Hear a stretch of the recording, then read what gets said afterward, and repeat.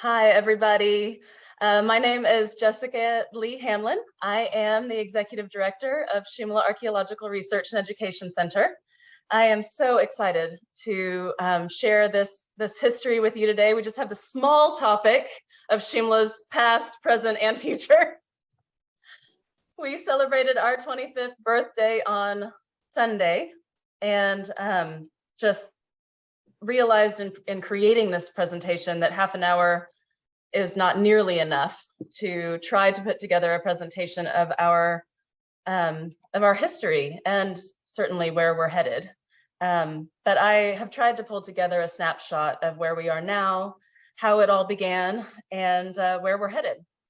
I have to say there are so many people, foundations, staff members, board members, friends, supporters, partners, family members, agencies, companies, and pets that I would have liked to have named by name and shared our incredibly deep gratitude with. If you're listening, you know who you are. All of you I see on the screen are amongst that list, and we just wouldn't be here today without you. I also want to mention the people who painted the art. We are so privileged to preserve and study. We revere and respect those who were stewards of this land long before we called it home, and we strive to honor both past and living Indigenous peoples and their cultural heritage. All right, well, this is the Shumla Research Campus, Harrington Research Campus, 5 miles west of the Pecos River.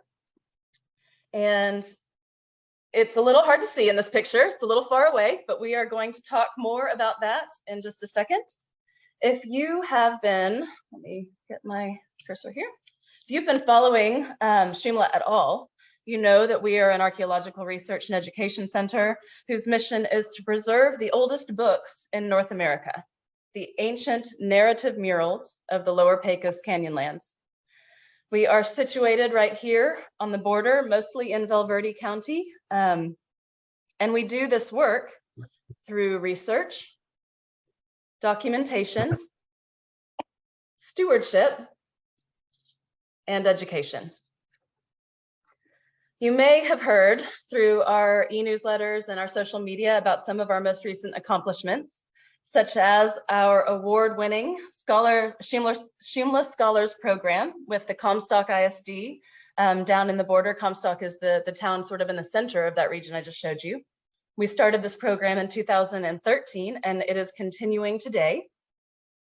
In 2017, we established the Shumla Endowed Research Professorship at Texas State University in the Department of Anthropology. In that same year, we launched the Alexandria Project and digitally preserved 235 rock art panels between the years of 2017 and 2020. As you can see in this picture, we had our interns and students in tow. It was a very intensive project. This is our 10-chamber plasma oxidation instrument developed and constructed in 2020 by our Shumla Science Director here, Karen Steelman, with the help of a National Science Foundation grant. And this instrument allows her and her team to extract organic carbon from the paint layers and from the accretion layers above and below the paint, resulting in new radiocarbon dates far older than the dates that we had previously thought would be true for the rock art. We have pushed back all the way to 5,500 years ago. And in this timeline, you can see some of the typical historical things that kids learn in school to kind of give you a sense of comparison. We're talking first writing in Mesopotamia time period, when the art of the Lower Pecos, the murals of the Lower Pecos were first being painted. We recently, in 2021, achieved a National Historic Landmark for the entire Lower Pecos Canyonlands Archaeological District. And it was a good 6 years of nomination process, but received that designation in 2021. And in 2021, we began our Hearthstone project to answer questions about when the murals were painted and why. And that is ongoing. We also, in 2022, opened our second office, our first headquarters being in Comstock, our second office in San Marcos, on the campus of Texas State University, which is a university we affiliate with. We're renting space from them to allow us to be closer to resources and students. But gosh, 25 years in, this is 2023. Today, I wanted to tell you a little bit about where this all began. And it began with this super awesome 80s mural artist and single mom, Carolyn Boyd. In the 1980s, Carolyn became super intrigued with the rock art of the Lower Pecos. She, as a mural artist, visited these rock art sites, and on tours, she was told that the murals were random. But she saw matching elements, clear patterns, artistic conventions, and purposeful use of space that were things that she used in her own mural artistic work. Through the eye of an artist, she saw these patterns everywhere she looked, and she knew in her heart that these were not random, primitive collections of paintings painted over thousands of years, that these were compositions. She decided to return to school. She went to Texas A&M to achieve her doctorate in archaeology so that she could not only study the murals, but also communicate on a peer level with other archaeologists who at this time truly felt that these were random and primitive paintings. There, she met a paleoethnobotanist, Dr. Phil Daring, who she soon married, and he will show up again. And this is also where I met her, together at Texas A&M. But where we actually met was at this pile of dirt. This pile of dirt was much bigger when we met. We were both assigned to this pile of dirt at the Camp Hearn World War II POW camp. And we were asked to dig a quote unquote unusual mound feature. And rather than it being a layer cake of cow patties, like we expected, it was in fact the remains of a concrete fountain made by POWs to resemble Neuschwanstein Castle in Germany. So after bonding over this pretty incredible historic archaeology and just a lot of poison ivy, she invited me to join her in the field in the summer of 1997 to help her gather data for her PhD dissertation on the rock art of the Lower Pecos. And there, after far too much trail mix and sunshine, we had this crazy idea that there should be a center for the preservation and the study and the education of these incredible murals. We, at the time, thought that TAMRAE would be a good name, Texas A&M Rock Art Institute, and we were sure that we would need Hummers and helicopters, and it was a whole wild idea that any other person probably would have let continue to just be an idea. But Carolyn did not. She went back to Texas A&M and she gathered two colleagues, Dr. Megan Beasley and Dr. David Lewis Williams, and together they created a mission statement and a name, the Cultural Communication Systems Institute. This is one of many names we'll be passing through today. And we were incorporated in February of 1998. The stated mission of CCSI, as it was called then, was to advance education and research in expressive culture. And the four primary functions would be education, public outreach or stewardship, documentation, research, and preservation, just like we are still doing 25 years later. But there was a problem. Where were we going to hold these classes and workshops and research camps and provide all of this education? 1 month later, Carolyn and Phil went back to the Lower Pecos Canyonlands from College Station to visit friends, Missy and Jack Harrington, landowners there in Comstock. And they were digging a experimental earth oven for Phil's research. And they have fond memories of sitting around this earth oven with their feet in the pit, telling Missy and Jack about this dream, about CCSI, how they just founded it, and all the things that they hope to achieve through education and research, but the need to have a place to do this from. Unbeknownst to them that night, Jack and Missy went home and said, we have a lot of land, and we could donate some of that to make a place for Carolyn and Phil and her colleagues to have this center. The next day they came back and told Carolyn and Phil. And in this letter you see that Carolyn sent on our CCSI letterhead back to Jack and Missy in March 23rd of 1998, she said, I am still flying high from our visit and from the thought of having an educational research facility on your beautiful ranch. What this could mean for Comstock and the surrounding communities is tremendous, not to mention the mission of CCSI. While these plans were in the works, CCSI experienced its first name change from Cultural Communication Systems Institute to the School of Expressive Culture, a name that we thought sort of more closely aligned with what it was we were trying to do. And in the midst of plans moving forward for the Research and Education Campus, and actually some programming even starting, and exams looming, we thought it would be a great time to start our first museum exhibit, complete with a life-size faux rock shelter made by hand, entirely out of PVC and paper mache. You can see on the faces of the people in these pictures, one of whom is my mother on the left in the center, that no one thinks this is a good idea. But we were in over our heads and we'd already made promises. So we attached this framework to the ceiling with zip ties, and we continued to paper mache. And I still honestly can't believe that the Brazos Valley Museum of Natural History let us do this, but our resident mural artist painted it. And I have to say that it pretty successfully showed in 2000 the scale of the rock art murals of the Lower Pecos, which very, very, very, very few people had ever seen in person. In the end, the art and artifacts of millennia past was a great success. It brought together the art and material culture of three cultures studied by the Shumla's three founders: the archaic people of the Lower Pecos, the Huichol people of central Mexico, the past and present San people of the Kalahari Desert, with the rock art of the Drakensberg.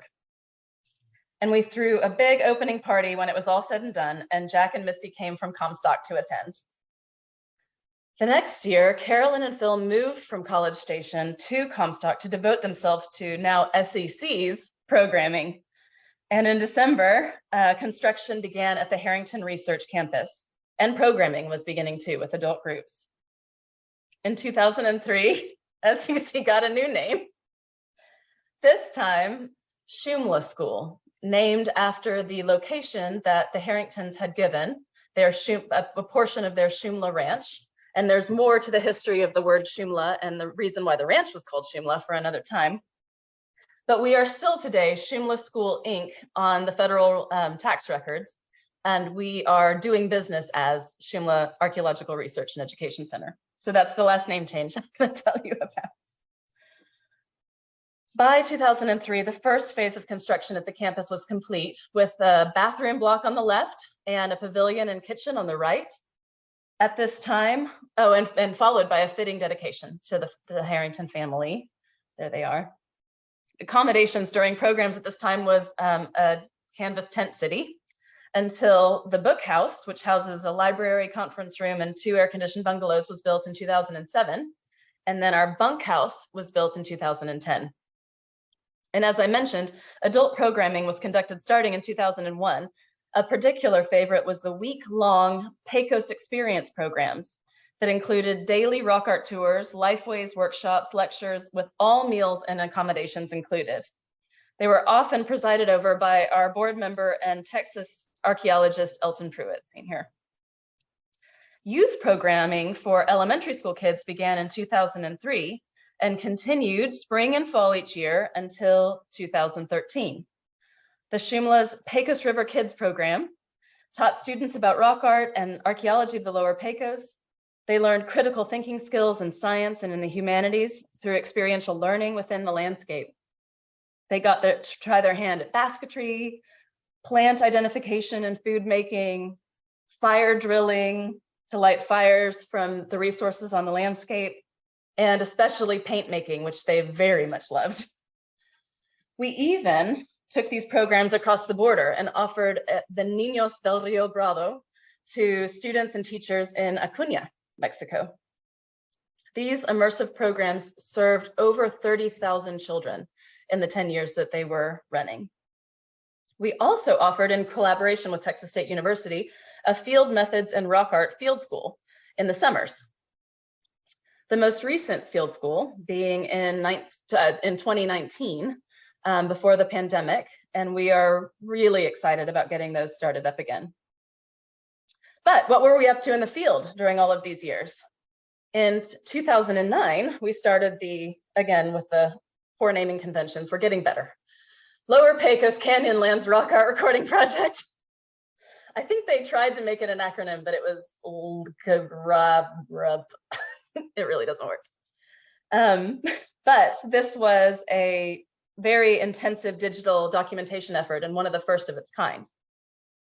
In 2012, we started the Border Canyonlands Archaeological Project, which developed management plans for specific rock art sites and continued documentation of previously recorded sites with new technologies, one of which was the game changer digital microscopy, when we bring a digital microscope into the field that allows us to take microphotographs and see exactly how the paint is layered one on top of the other, and basically determine how the murals were painted. This led to the discovery that across the Lower Pecos thus far, in the sites that we have tested, the murals were painted black first, then red, then yellow, and finally white, proving once and for all what Carolyn had always believed, that these were in fact compositional murals. This was an important time for Shumla for other reasons too. Things were changing. Near the end of the BCAP program, we realized that though our method and our technologies were the best in the world, they were too slow. There are at the time, we only knew there were over 300. Now we know there are even over 400 sites in the Lower Pecos just on the United States side alone. And using our full documentation method could take 2 years to 3 years, depending on how big the site was. With that many sites in imminent danger, we were not reaching them fast enough to document them. And we would lose them before we could get there if we didn't speed it up. The Shumla Board of Directors also realized during BCAP that though many organizations provide elementary school education, none other than Shumla works to preserve and study the rock art of the Lower Pecos. And it was a really hard decision, but we realized if we wanted future children to be able to experience this ancient library, we were going to have to focus entirely for now on its preservation. So that was when we stopped the elementary school education programs, which we do hope in the future to be able to start up again. Finally, we also realized that if we wanted to make it possible for Carolyn to focus on research and preservation and on sharing our method, we needed to have a succession plan for the work she was doing that is extremely time consuming of administering an organization and the most time consuming fundraising. So that especially as our organization grew, she wasn't under a mound of paper and instead she was doing the work that we needed her to be doing. In driving home in October of 2014 from a Shumla board meeting back to my home in Dallas at the time, through a wild purple Siniso bloom, I decided that I wanted to take that role. I called Carolyn to tell her as much, and right after I said those words, the call dropped because I had driven out of Comstock. And when I got to San Angelo 3 hours later, I called her back and she said, "I have been pacing for 3 hours. Were you joking or are you serious?" I said, "Serious." And in March of 2015, I became the executive director of Shumla. Shumla and life at Shumla has been moving fast and furious since then. And I touched on some of our most recent accomplishments at the top. And just to add a few more, in 2016, the book White Shaman Mural, An Enduring Creation Narrative, written by Carolyn, was published. And what you're seeing here is when she got the draft copy from the publisher, we knew it was going to be in that box and we just handed it to her and said, "Hey, there's something you need to open." And as you can see, after 25 years of research and effort to write this book, she was having a very emotional moment. Her 25 years of research had proven that there is a very deep connection between the belief systems and the cosmologies of the people of Mesoamerica, particularly Nahuatl speakers, and the rock art of the Lower Pecos. And what was really, really fantastic is that the next year at the annual Society for American Archaeology meetings, Carolyn's book won the Scholarly Book Award. This was a huge deal because rock art for so long has been and had been in archaeology thought of as far too subjective to be considered science. And so the winning of this Scholarly Book Award by such a prestigious archaeological organization really heralded the beginning of a lot of folks understanding that you can study rock art scientifically. And that has been a major turning point for us at Shumla.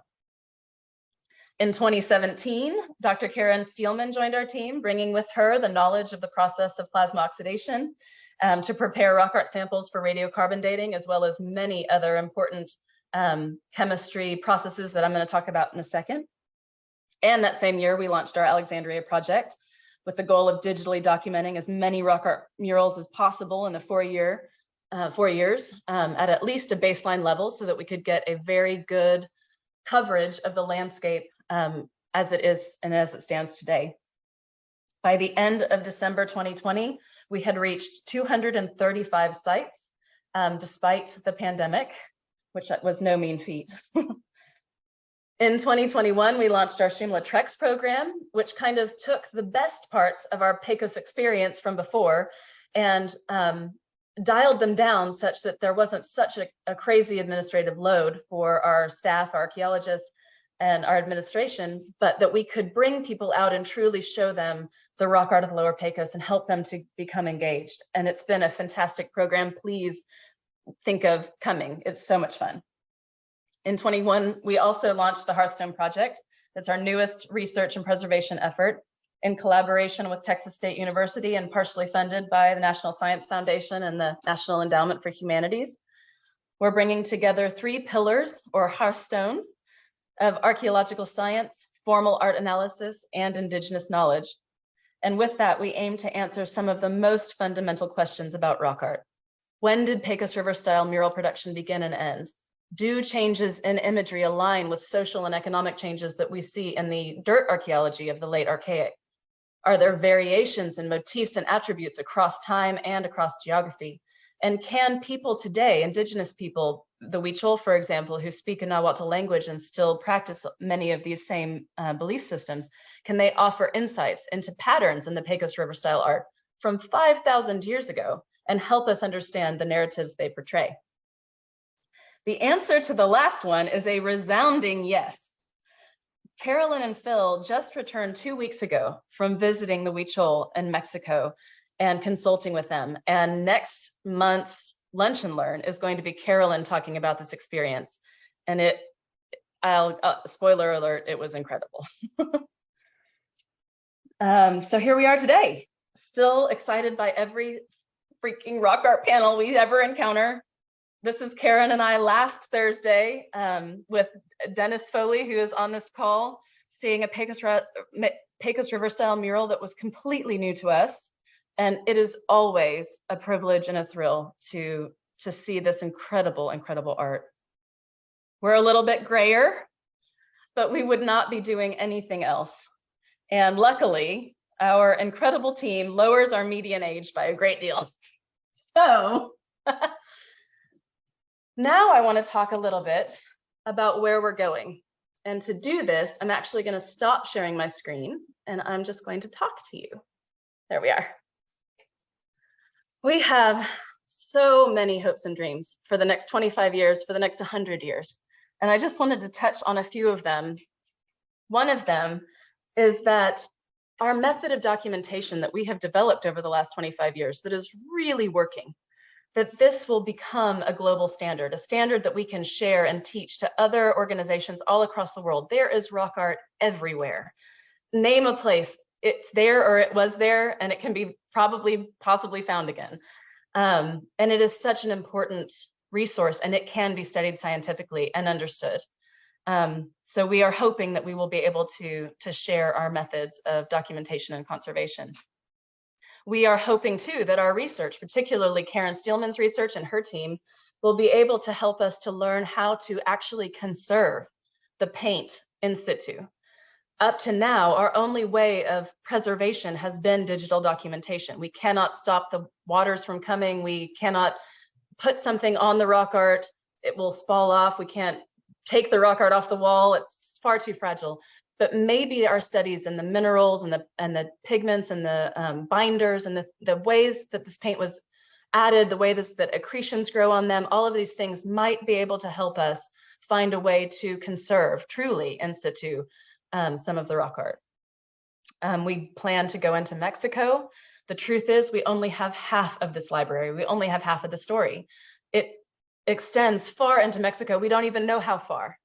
And until we can get there and add the knowledge that is in Mexico into our wider archive, we're just not going to know everything. Well, we'll never probably know everything, but the parts that we could know.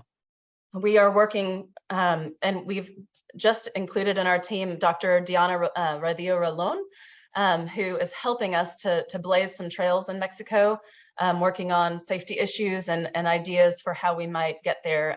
But it is something that we intend to do certainly within the next 25 years, hopefully within the next 5. We want to create an accessible rock art archive. We currently have all of our work archived, and it is accessible if a researcher wants to come and join us and work on it. But what we want to do is create an internet or an online archive accessible to anyone who wants to study the rock art of the Lower Pecos. And this will lend itself to our next big goal, which is that someday the rock art will be read easily, just like Maya glyphs. There was a time when no one thought we would be able to understand the Maya glyphs. And now there are Mayanologists. There are whole university departments just about that, just about reading those. And people who know that language can look at glyphs and read them like a book. We hope and we know that it's possible that the Lower Pecos murals will be and can be read that way. And one of the ways that will help us is if we can get more people doing this research with us. We want to found a second professorship, endowed professorship. We have the first at Texas State University, currently held by Carolyn Boyd, that will focus on these preservation methods and interpretive work. We want to found a second that will focus on the chemical studies and the radiocarbon dating. Karen Steelman currently is the only person in the world who can prepare rock art samples for radiocarbon dating. This is knowledge that needs to be expanded and shared so that many people all over the world, as more people become interested in the science of rock art study, can do these radiocarbon dates. We want someday for the rock art of the Lower Pecos to be synonymous when someone says something like Lascaux or Chauvet. You know, if anyone says rock art, generally that's what people think of. They might think of Aboriginal rock art in Australia. They may know that there's, you know, pretty extensive rock art in the South Africa, but we want the Lower Pecos to be right there, right up top where it belongs, second to none in the world in rock art traditions, and be in textbooks, you know, be in children's textbooks, be a part of what they learn. And hopefully some sites become World Heritage sites. They absolutely deserve it. It's an extremely long process. The 6 years we spent getting just a National Historic Landmark will probably be tripled or quadrupled, but it is something that we intend to move toward, and it's definitely an important step. Not all sites, just, you know, some good important ones to get that registered. And truly, fundamentally, we really just want to continue to shift attitudes about not just rock art, but the whole idea of primitiveness or the way that art is used as a survival tactic. Even now, creativity and the way that we express ourselves and how important that is. You know, this is something that can be devalued, and using this rock art can really help us to help people understand that creativity is not something you can get rid of or stop doing and just focus on survival. It is part of survival. What did we all do during the pandemic? We all started knitting or baking or, you know, making art. It is part of the human condition, and we have been complex thinking, artistic humans for thousands of years, and the proof is on the walls in Texas. So that is it for me. I just want to tell you before we go to question and answer, please, please, please get involved. Go to shumla.org. You can sign up for a trek. You can check out our 25th anniversary website. We have a full timeline with lots more information than I was able to give today about our history. You can watch our presentations, you can read our publications, you can sign up for our e-newsletter. I write a new one every month to talk about our discoveries and the next trek that's coming up. And most importantly, to give and to support Shumla. We are a nonprofit. We are 100% run on the gifts of donors, and the best thing you can do for us is to support us financially. So, all right, I am going to have everybody go off mute. I cannot believe I did that in half an hour. I'm very excited by that because I really wanted to be able to have some good question and answer time. So please shoot, ask me questions.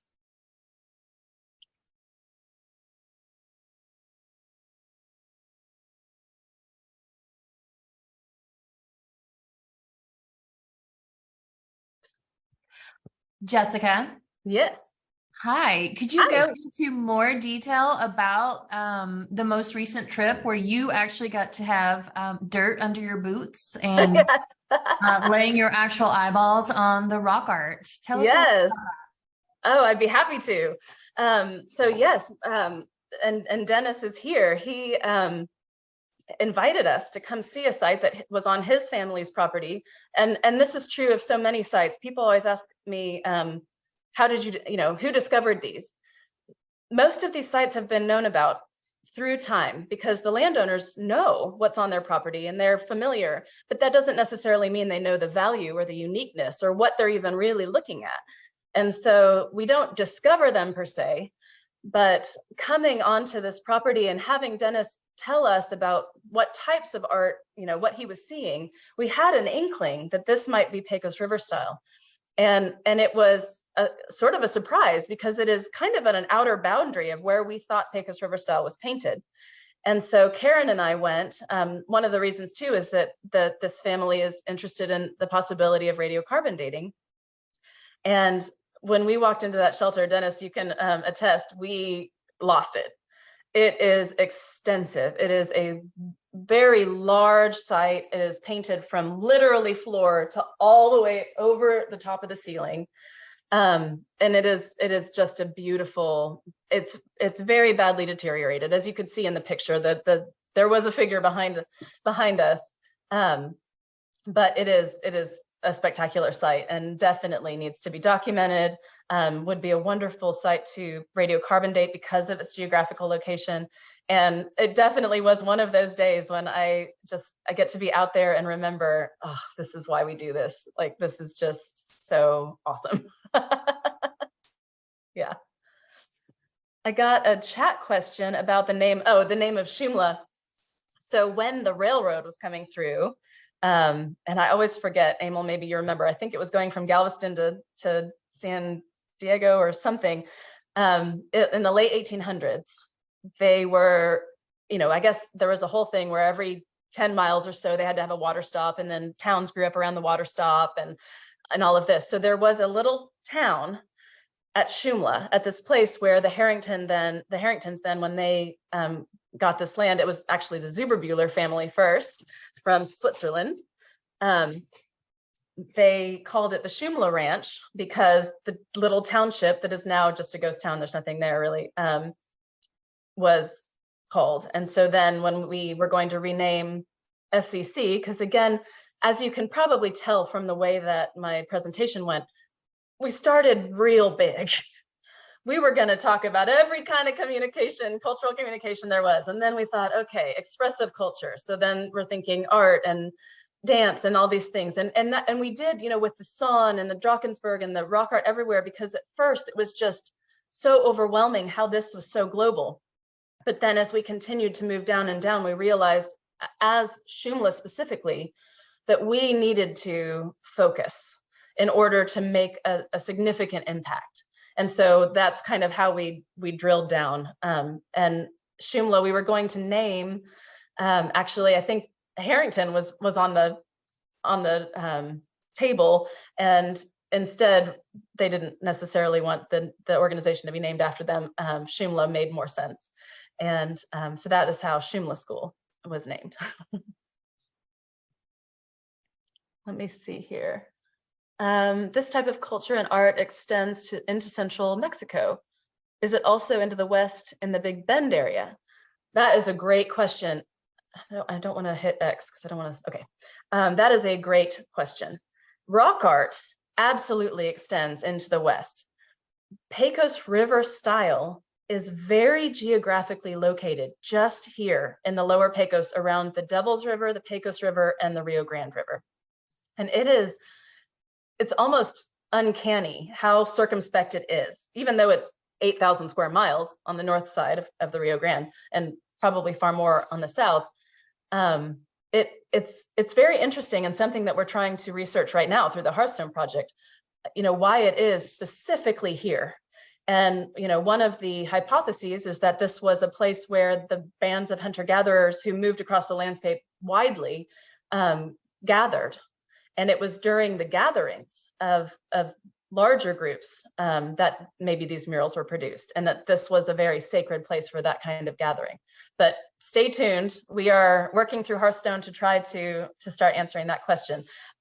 There is absolutely rock art in the Big Bend. There's Waco tanks. There's so much all over Texas, paint rock, but none of those are specifically Pecos River style. What else? What distinguishes Pecos rock art from other adjacent styles? Ooh, good call. So we actually have 5 named styles in the Lower Pecos, and this conversation has focused around the most widely dispersed, the Pecos River style. We also have red linear, which is temporally at the same time as the Pecos River style, but it is very small and linear, often red. We have, let me think, red monochrome, which is later in time. So it is before, right around the time that bow and arrow started to come into use. And that is a more figural, kind of somewhat more realistic type of rock art. We also have historic. So there are quite a few panels that show churches and Spaniards and horses and things like that. So and Shumla documents all styles of rock art in the Lower Pecos. We don't discriminate. We don't show up at a rock art site and say, oh, well, this isn't Pecos River style. We're not documenting it. They're all completely part of our archive. But the narrative nature of the Pecos River style murals is really what is the driving force for a lot of our focus and research. Oh, and the 5th one, sorry. We also have one that we kind of call bold line geometric. We're still figuring out temporally where that fits. It might be at the same time. It might be maybe a different group. It looks different, but could be Pecos River style too, and just part of it. We're still working on it. Stay tuned. What else?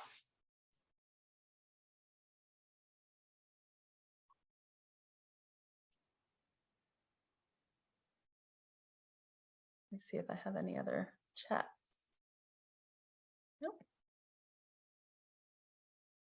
Is Fate Bell the next white shaman in terms of documentation? So Fate Bell, we have documented, oops, I did it again. We have documented, and it is, the interpretation has begun. It is one of the renderings that Carolyn and Phil took to when they visited the Huichol. Particularly the panel at the far end that is the kind of full comprehensive composition at the end. I ask Carolyn this question a lot, which one is the next one that she's going to interpret and write a book about? And she has a hard time deciding because Halo, Rattlesnake, Jackrabbit, Jaguar, Panther, Fate Bell, there's so many amazing ones that we are currently working at through Hearthstone. So really TBD. Maybe you could ask her that next month. Throw her under the bus. See if she'll answer.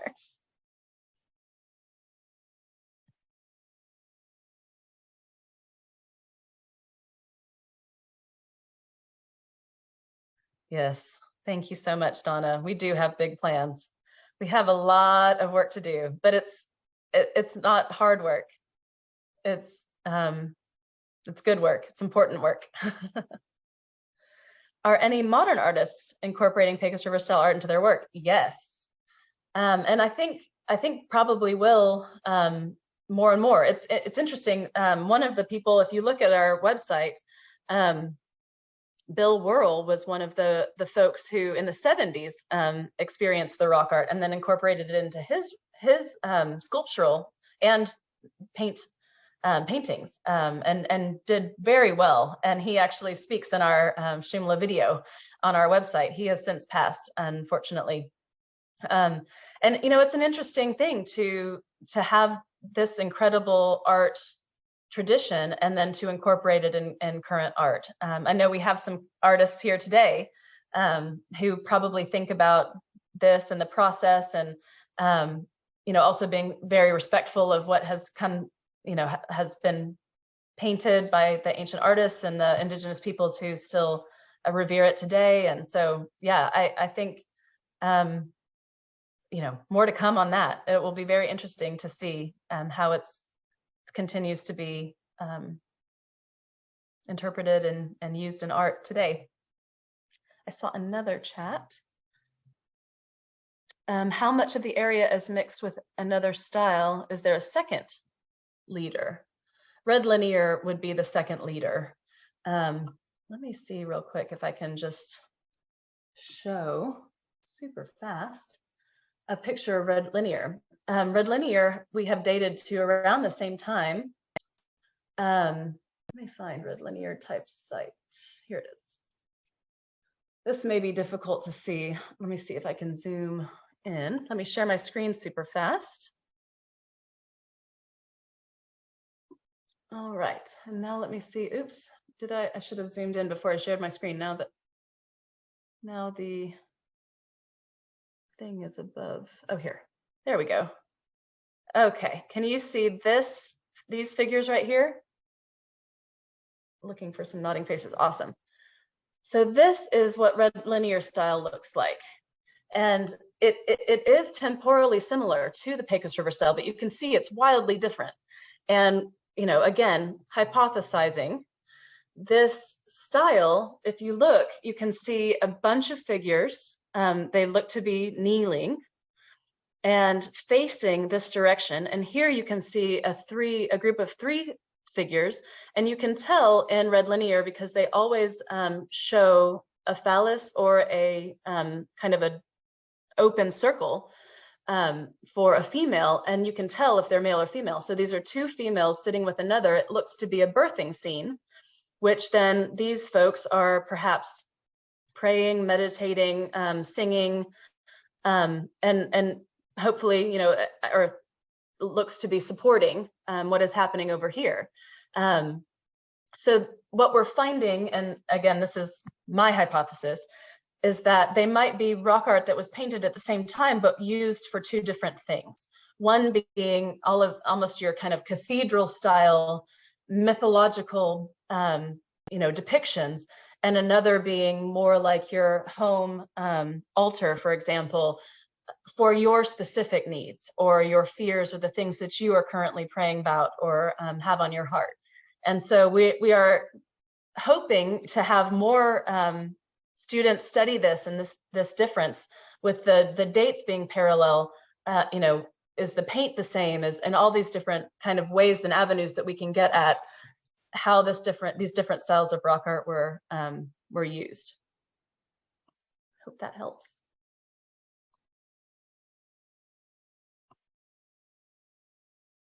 What else?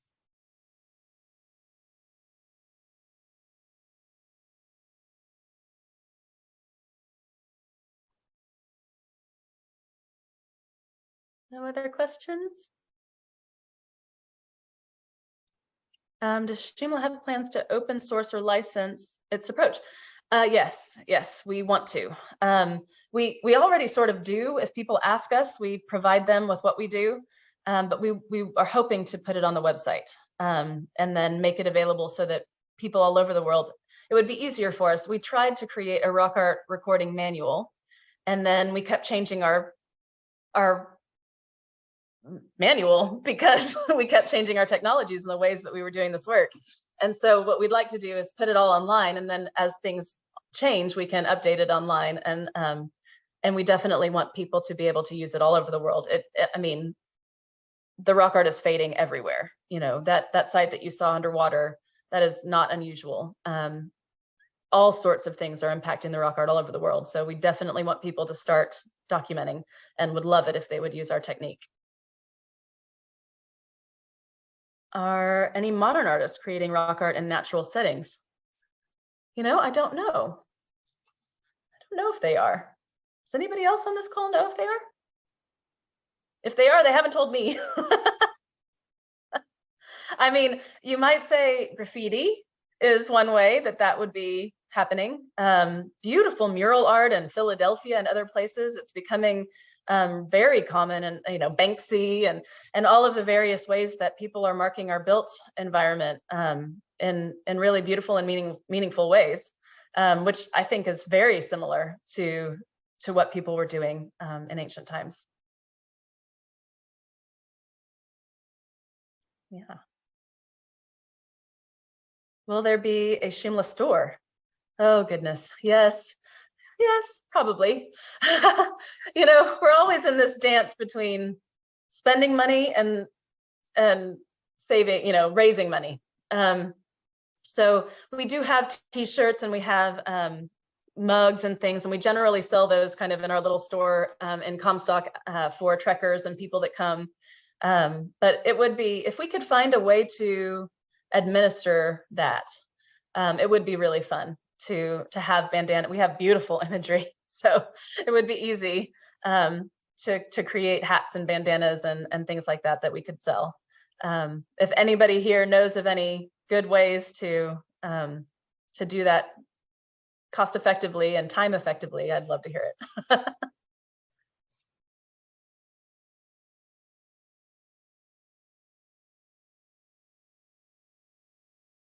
What else?